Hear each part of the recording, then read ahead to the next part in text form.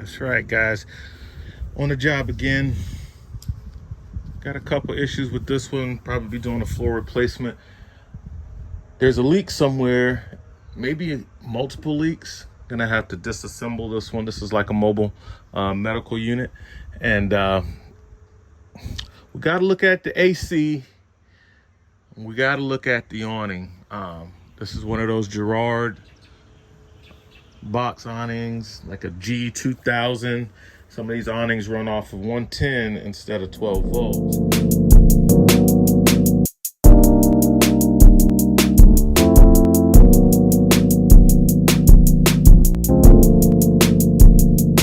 So, got the Pro Pack out.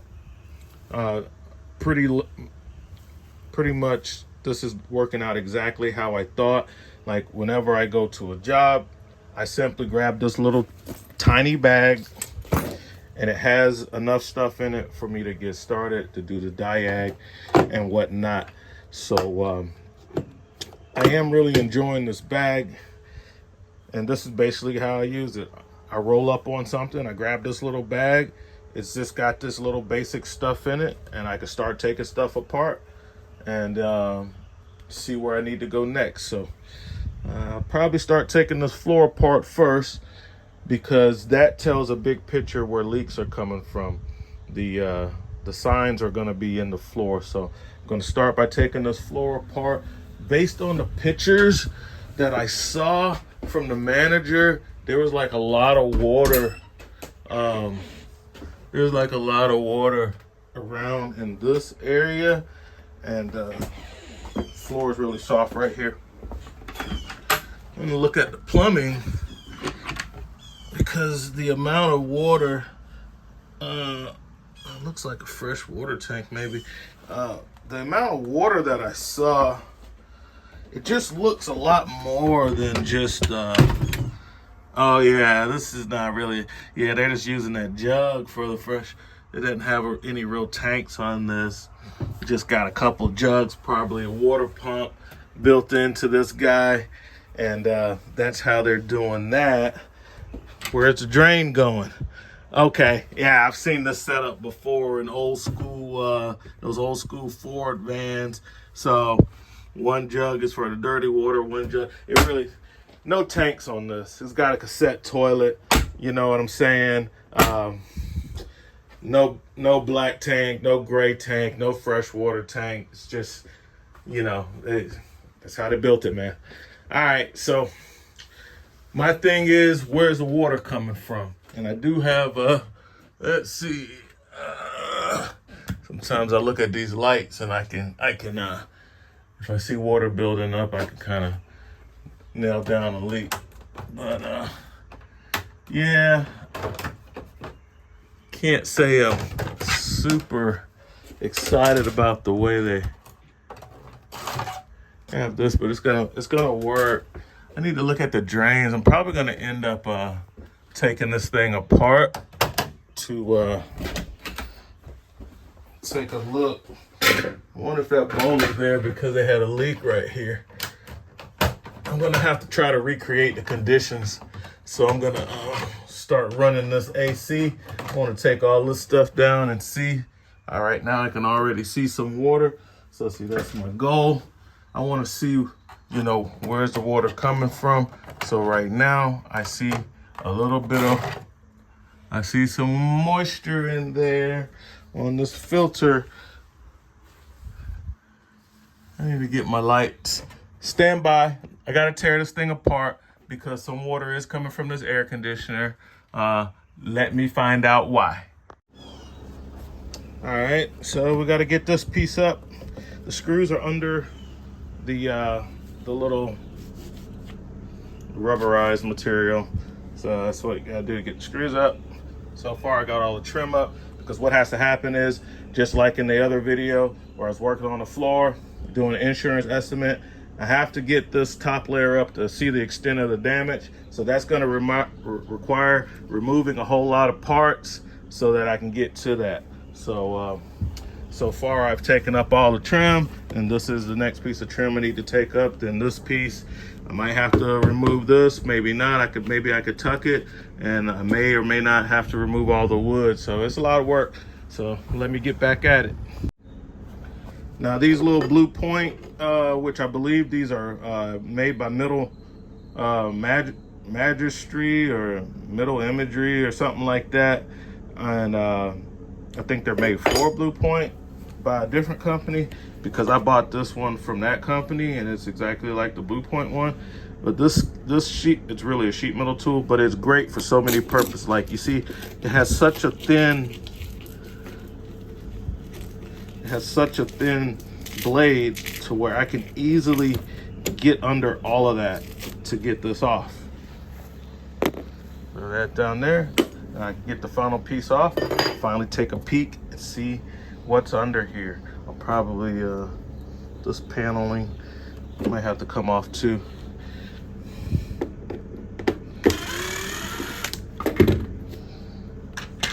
Using my Craftsman magnetic tray and my custom bit kit using the Harbor Freight bits. I think this is the Warrior brand by Harbor Freight. Get another piece off, and now I can clean this all up and take a peek. See, and I'm gonna take this and I'm gonna try to grab the floor from underneath and kind of get this up.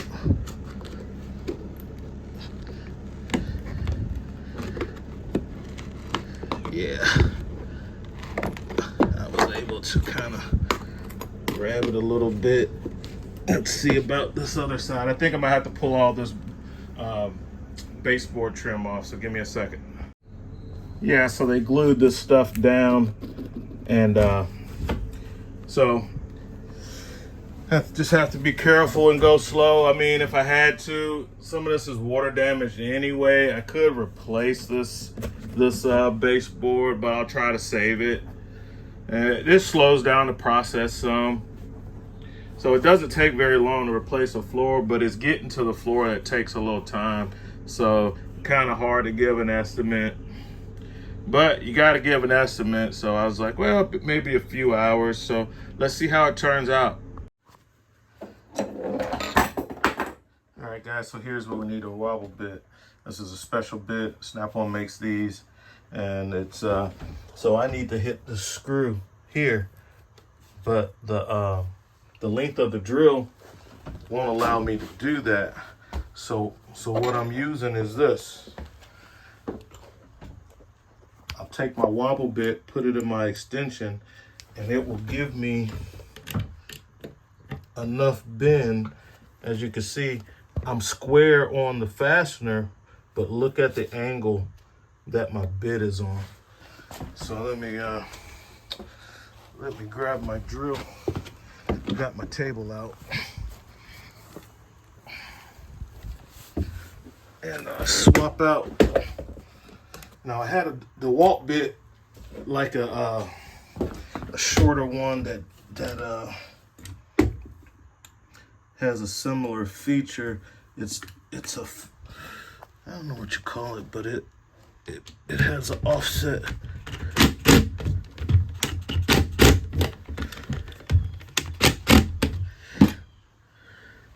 This isn't the right size. I need a number 2. This is a number 1. Give me a second. All right, guys, so here it is, tore down, and as you can see, multiple leaks. There's a leak in the front that's affecting this area right at the beginning, right there. And then this is good, but when you get back near the wheel well, there's another leak. Could possibly be coming from the wheel well. I have to find out. And it's affecting this area. Black mold and everything is already set in, so obviously all of this will have to be taken out. So you never know. You know, it's just like working on a house. You could give someone an estimate, but you don't know the extent of damage till you start tearing this stuff apart. You see. So, and it took a long time to work with this flooring. They glued it down, and it's really thick and brittle, and it tears easy. So, yeah. But at least the rotten spots are all joints. So I have that joint, I have this joint, and going up to the front, that little piece, that's a joint. The only part that's in the secondary is up front, and I'll just have to patch that. But at least these front pieces, I should be able to, these two pieces, do in one solid piece, you know. This is already just a pluck, and then I'll have to cut that back a little bit for that transition. All right, let's see what type of wood this is. 1, 2, 3, 4, 5, 6, and it has like another layer of like Luan on top of it. So 1, 2, 3, 4, 5, and I think it's 3/4 with sandwich between two pieces of Luan is what I think it is. I have to ask my dad.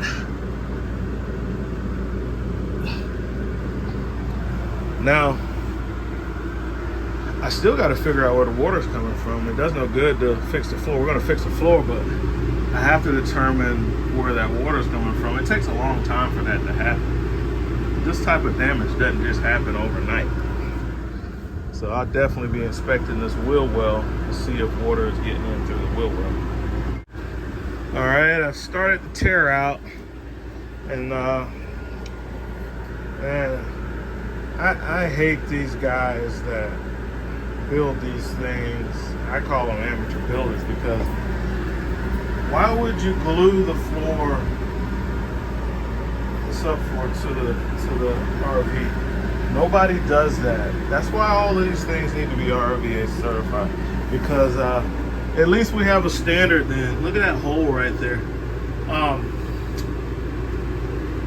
Yeah. The floor isn't gonna last forever, guys. Don't glue the floor down. You screwed it down already. That's good enough. It has trim and baseboard going all the way around it. And then it has a floor on top, which you glued, which is not done. It just makes it really hard to work on them. But obviously I'm gonna get it done. It's just, man, they're making it really hard when they build these things. It's like they put this together, like, oh, make sure it never comes apart. It's not gonna last forever. It's gotta be serviceable, you know? Yeah, this is just a bad build, man. Nobody does this. All right, guys, so if you don't have an oscillating multi-tool, you need to get one of these, especially if you're in the trades. And man, as you can see, that something a lot of people don't know is, let me clean the camera off, guys. You can set these to any position, you know, and like when I was cutting out this floor, yeah, this floor is a beast. But like, so I had to trim around stuff to get this floor out, and it nice and straight along the wall, to keep from totally disassembling. And man, that thing cuts great. I've been using this same Diablo blade for a very long time. I'll probably change it out now. As you can see, I finally wore the teeth off, but I've been using this blade for so long, guys. I see that's why it hadn't been cutting real good for me. It's in the middle. Might have cut through some bolts and stuff. But these Diablo blades, they're not cheap, but they last a long time. Now I'm about to use this thing because these idiots put this thing together and they use like liquid nails and glued the floor down, even though it has screws and baseboard and everything. I don't know why. Whatever. But I'm gonna use this putty blade to try to get some of this up. All right. But first, I'm gonna use the little bit of teeth I got left, and I'll show you what I mean.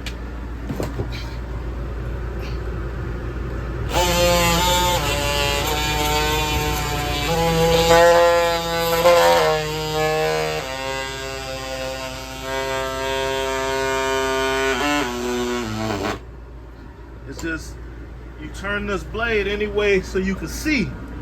You know what I'm saying?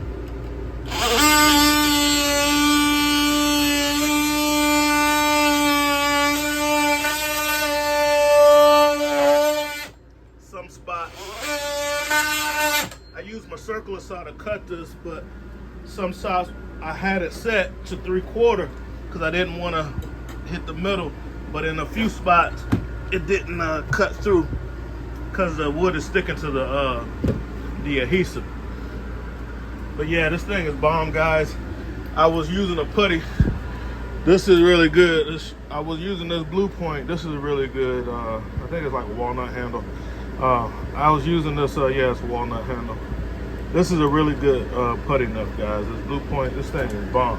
I was using this, and I can't take all the glue up because it's gonna change the height of the floor.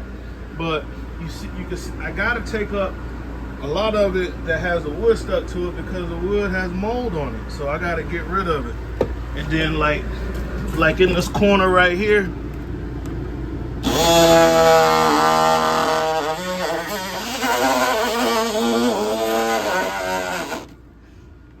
see how easy that was? And I could just cut that out. And it is multi-tool, man. I'm gonna put the putty blade in it and show you how easy, cause man, getting that off of a hand putty knife and tapping the back with a hammer, that's the only way you're gonna get it. You're not pushing that off. That's not silicone. It's construction adhesive. So let me switch out my tools and I'll show you. This thing is just so versatile. So what I want to do is, I want the wood off of the glue, but I kind of need some of the glue to stay.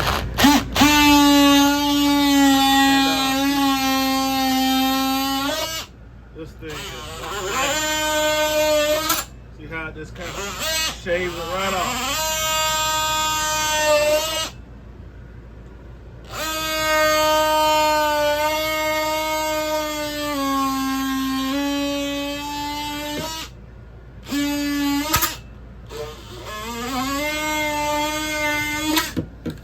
Now, how long would it have taken me to do that with this? It's gonna take a long time, and I'm not gonna be able to be as precise with it like that because I just can't. This is gonna dig in more. You know, it's a chisel. It's a chisel edge, and this wood's stuck all in this right here.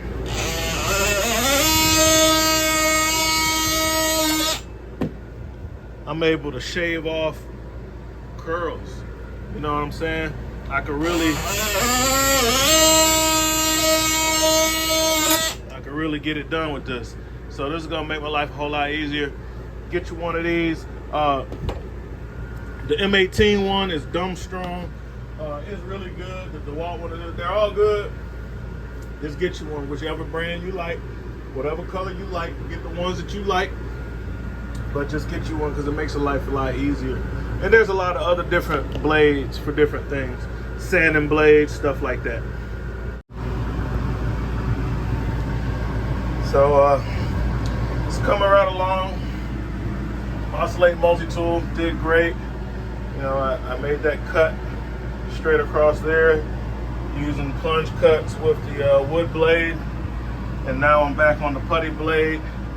Just getting all this little wood chip stuff off. You know what I'm saying?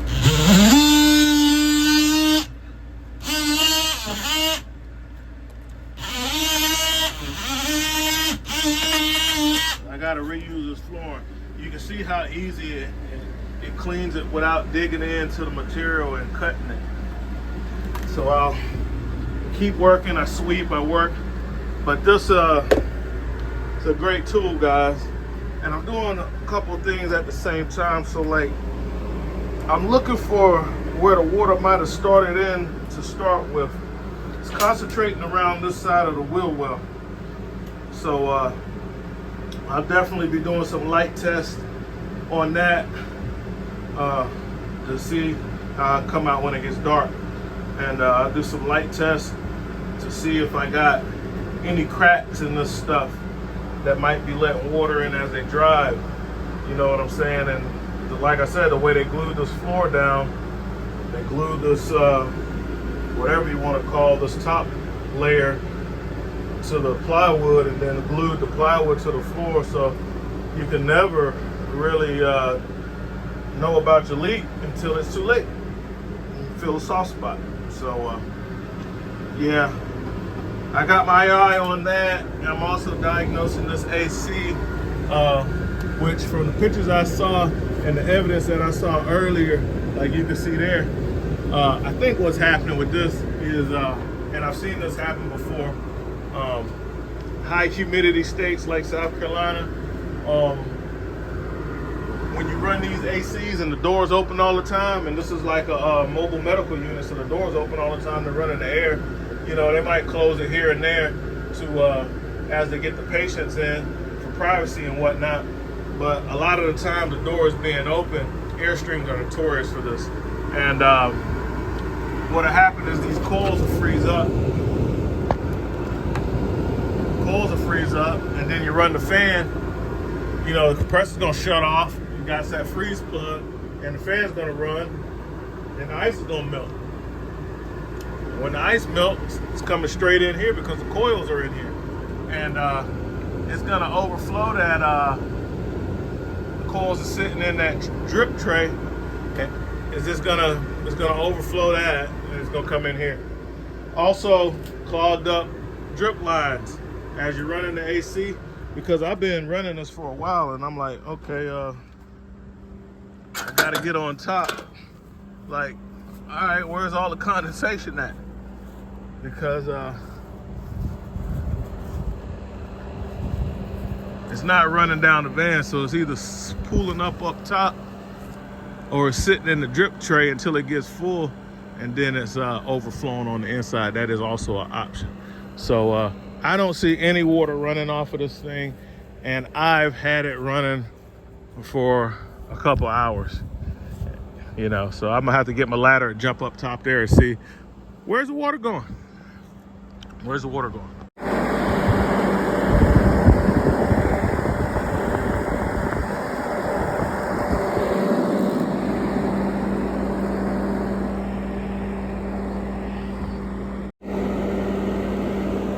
All right, so we up top.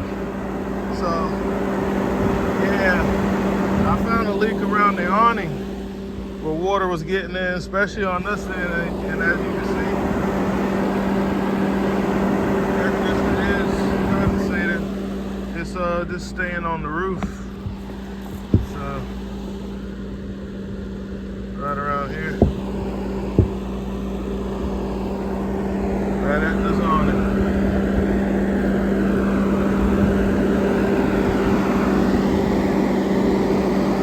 Should have ran a drain tube. You can run drain tubes on these. Should have ran the drain tube and ran it out the back or down to the tire well like Airstream does. But like I said, people who built this thing, I don't think they knew a lot about camping. I'll show you where the drain tube is. So like, as high as this thing is up off the ground, I don't know if you can see it back there. Try to zoom in on it.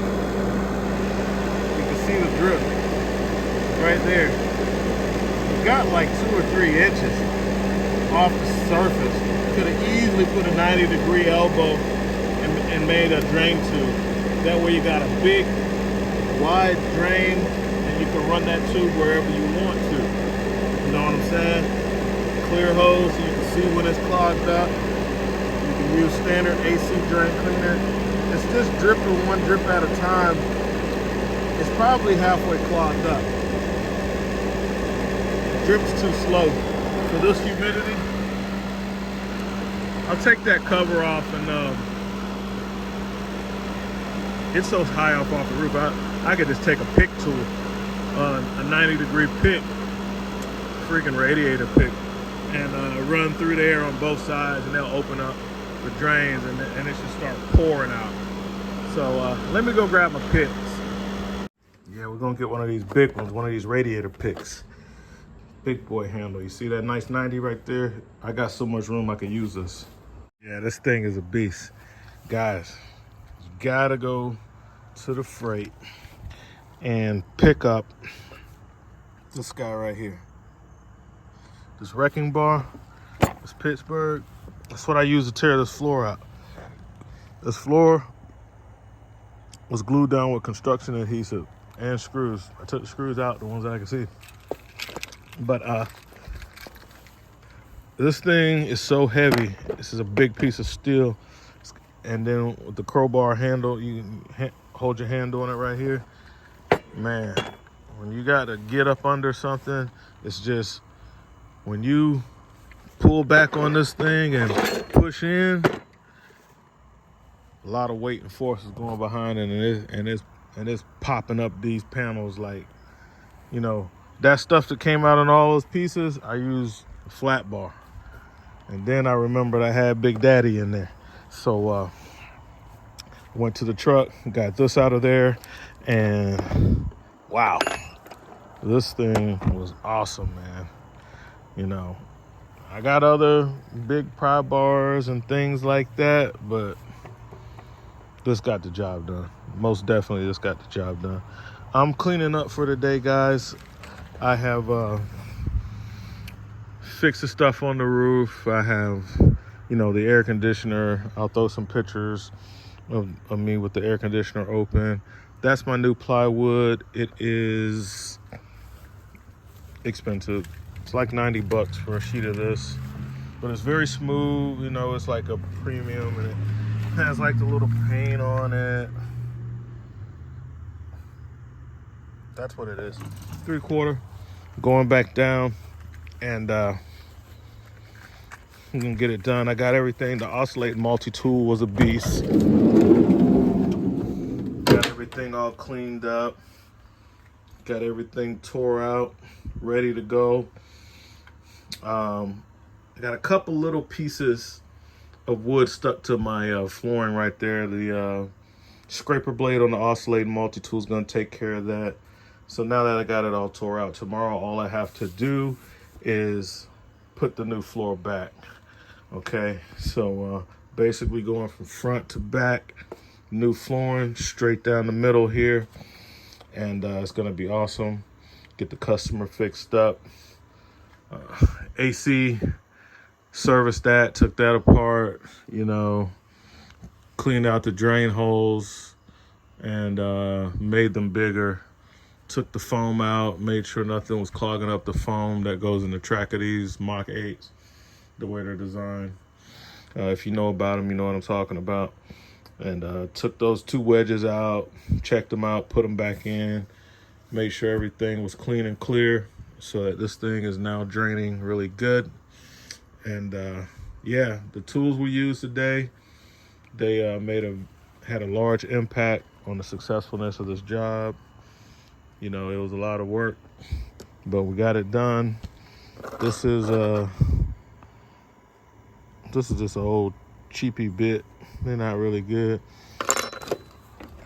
This bit has lasted a long time, guys. These Diablo bits, these are the truth. It took a long time for me to get it like this. I've been using this bit for at least 6 months. At least 6 months, guys. That thing is a beast. So, yeah, putting everything up, getting the truck all put together, and we'll see you on the next one, guys. I gotta clean up. Tire's a little flat on my dolly. I've been getting good use out of this Milwaukee pressure thing, inflator. These tires say on the side at 30 PSI, so I'm gonna go 25 and see what they're looking like.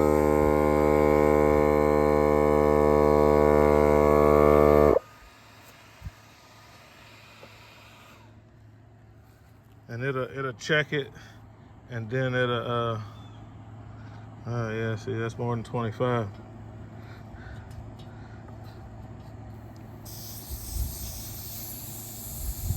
I'm gonna get it down. That's about 30.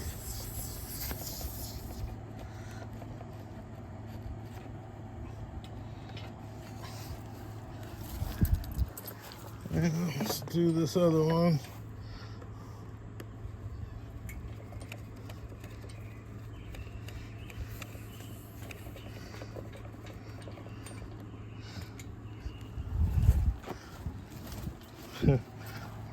Definitely flat.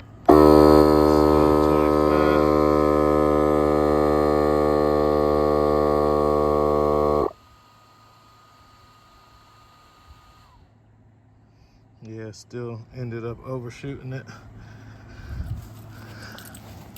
I think by the time I get the nipple off, it'll be down. I can bleed it down to 25.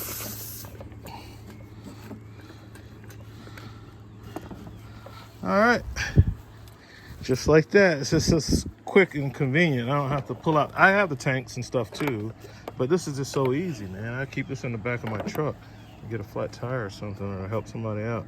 Did my wife's car the other day, you know, quick and easy. Set it at 35, let it go. Let's see how many. Still got a full tank of gas on it too. I've used it maybe 3 or 4 times. Yeah, so this is my setup for cutting wood, ripping down plywood and stuff. This is why I don't do floor jobs and roof jobs as a mobile service. They have to bring them here because I'm not carrying around table saws, and you know, I'd have to put all this stuff on a trailer, and I'm not doing that. This stuff's heavy. So yep, good old Craftsman. So this is that's my little setup, man. It's a good saw too, guys. All right, running into some screws with the heads popped off. Got the Diablo carbide metal bit. Let's see how it does.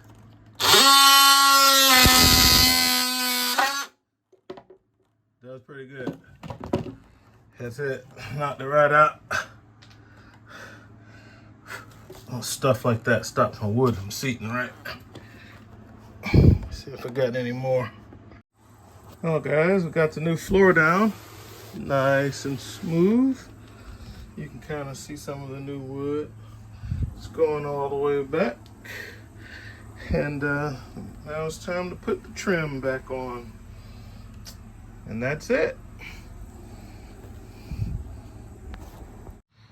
All right, done with the Class B. Now I just gotta clean up. Here's some of the tools I use. Cordless circular saw. What's model number on this? A DCS 391. Of course, the oscillating multi-tool. This was a DCS 355. This thing was awesome. Wonder if they have an updated one. Wouldn't mind getting one. The Milwaukee one I think is a little stronger than the DeWalt one. I've used one before and seemed to work a little better.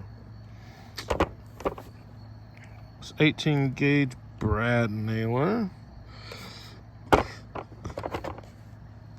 little set of bits. And then my pry tools. Level. I think I got this from Harbor Freight. It's like solid aluminum. It's really good. My Pittsburgh tape. Excuse me. CRC. I use this as a spray adhesive to put down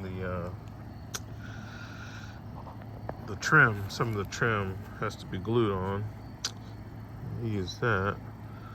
And my Craftsman tray. I use this DCF 850, the short one. Oh, that bit needs to go back in there. And then the blower worked out really well, especially for cleaning stuff off.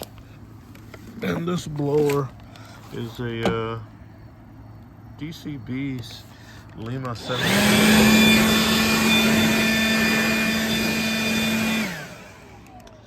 Yep, I keep this in the truck.